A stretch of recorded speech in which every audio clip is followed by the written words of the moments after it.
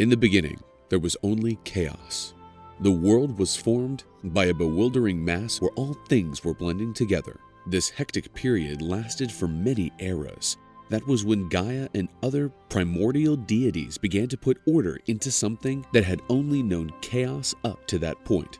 Mother Earth, without the help of any other deity, developed Uranus, the god of heaven, the one that would reign over everything else. The great god would meet the goddess Gaia every single night. These meetings generated many children, among them the Titans, the Cyclopses, and the Hecatoncheires. For having generated deeply powerful children, the god of heaven feared to be dethroned by them. Therefore, right after they were born, Father Sky trapped them in the womb of Mother Earth, and this place became known as Tartarus. Gaia was forced to contain inside of her divine beings and bearers of colossal power, and this caused her severe pain. After many eras of suffering and subjugation, Gaia grew tired of Uranus's tyranny and began to plot a way to overthrow him. She freed her youngest and also the most ambitious son, the Titan Kronos, and begged him to free her from his father's tyranny, assuming the power of reigning over the universe. The ambitious Titan accepted the difficult task imposed by Gaia. To accomplish this mission, his mother handed him a diamond-made scythe. Kronos then departed towards Uranus's heavenly palace. There, he met his father, who was sleeping on a cloud. The Titan readied himself to strike the fatal blow. Kronos hit a proper strike right in the testicles of the god of the sky. This yelled a painful shriek, unlike anything ever heard in the history of the universe. Uranus fell on top of a cloud, and his blood painted the sky scarlet red. Kronos triumphantly returned, eagerly to tell his mother about his glorious achievement. Gaia was radiant and very proud of her son. As he had been promised, Kronos became the lord of the whole universe. His first act was to ensure the freedom of his brothers, and so he invited them to a proper feast as a tribute to them. Dawn came, and Kronos is visited by his father Spectrum, who told him, "You are an infamous offspring, which stained your hands with the blood of your own father. And just like you assert the supreme power, you will lose it one day."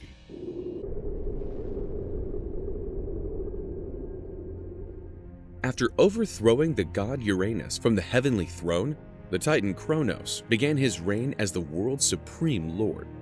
The golden age of men emerged during the reign of the powerful Titan. During this golden period, peace and harmony were common denominators in the world. It was a state of permanent spring. The abundance turned work like agriculture into something unnecessary.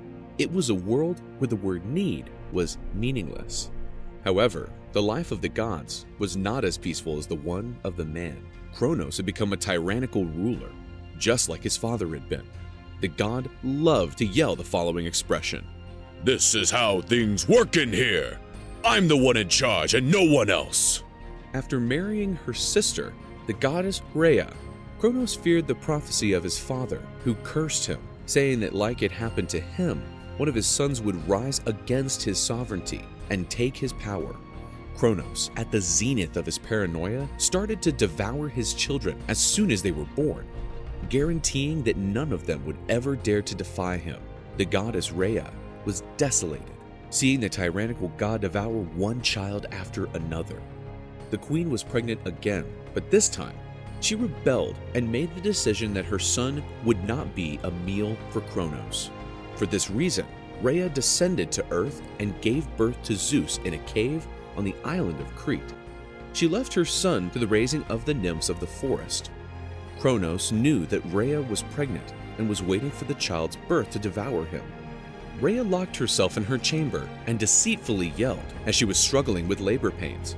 When she left her chamber, the goddess was holding a sheet with a rock, emulating the shape of a baby. She was aware that Kronos, eager to devour another son, would swallow him at one go without realizing the mistake. And that was what happened. Rhea pretended to cry, sad of the loss of yet another child.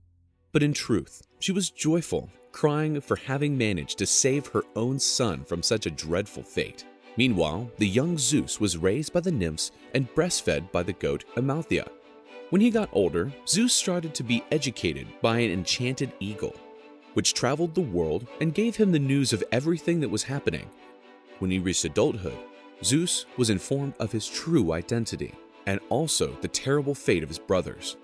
Determined, Zeus looked for a way to free his brothers. With the help of the Titan Oceanus, Zeus found a potion that would make Kronos vomit his brothers. And so, disguised as a celestial lassie, Zeus convinced Kronos to take the potion, saying that it was a nectar with an unprecedented quality. After drinking the nectar, Kronos was nauseous and puked all his brothers, Hesta, Demeter, Hera, Hades, Poseidon, in addition to the stone used to deceive Kronos. Now, with the support of his brothers, Zeus claimed for himself the supreme power over the world. But Kronos was not willing to give up his power without a fight. Thus, the War of the Titans began.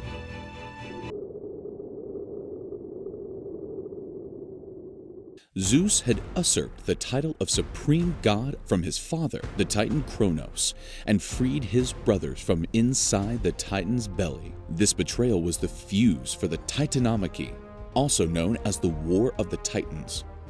On one side, Kronos and his Titan allies. On the other, Zeus and his brothers.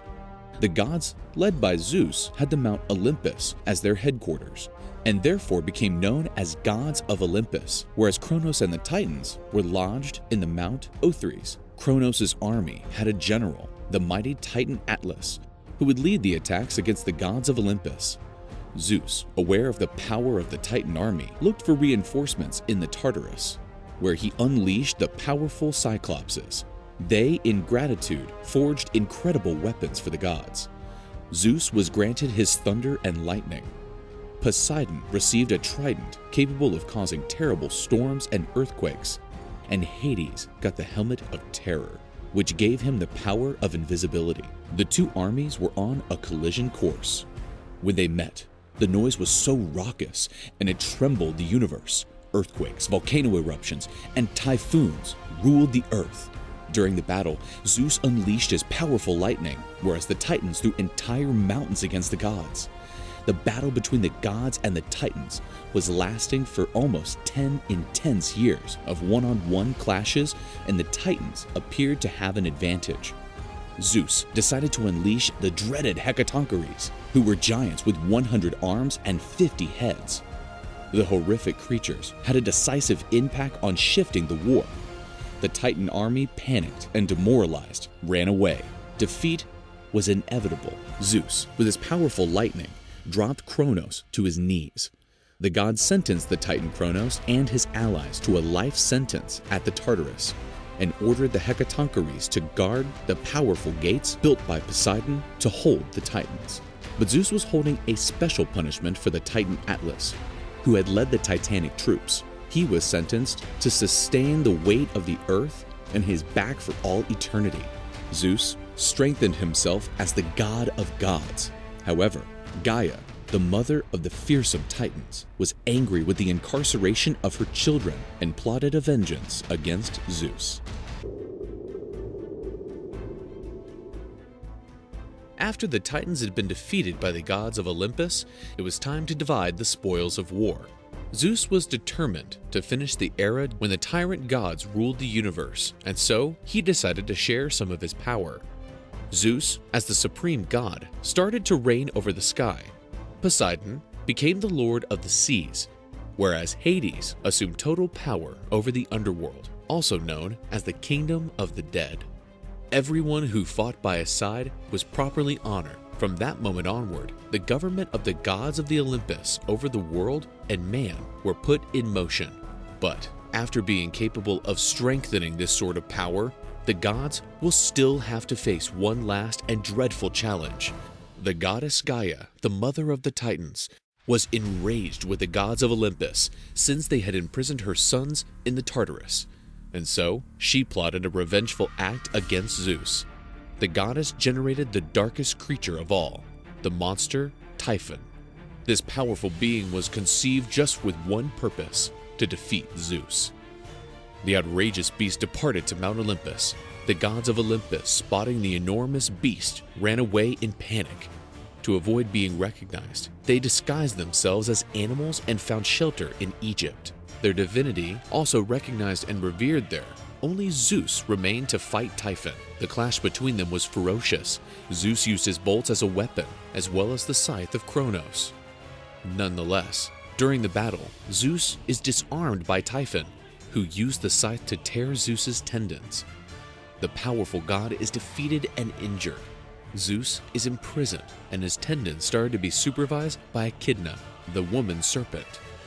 With the help of Pan, the god Hermes managed to steal Zeus's tendons and gave them back to Zeus, who regained his strength and set sail, looking forward to having his revenge against Typhon. Zeus had the immeasurable help from Amore, who fed the beast with poison fruit. Finding his enemy in a debilitated condition, Zeus advanced to consummate his victory. He shot his most powerful bolt against Typhon's head, who crumbled in defeat. Zeus imprisoned him at Mount Etna, which, due to the monster's immense power, started to spit lava from time to time. After this valiant victory, the way for Zeus and the gods of Olympus to reign over the earth was open.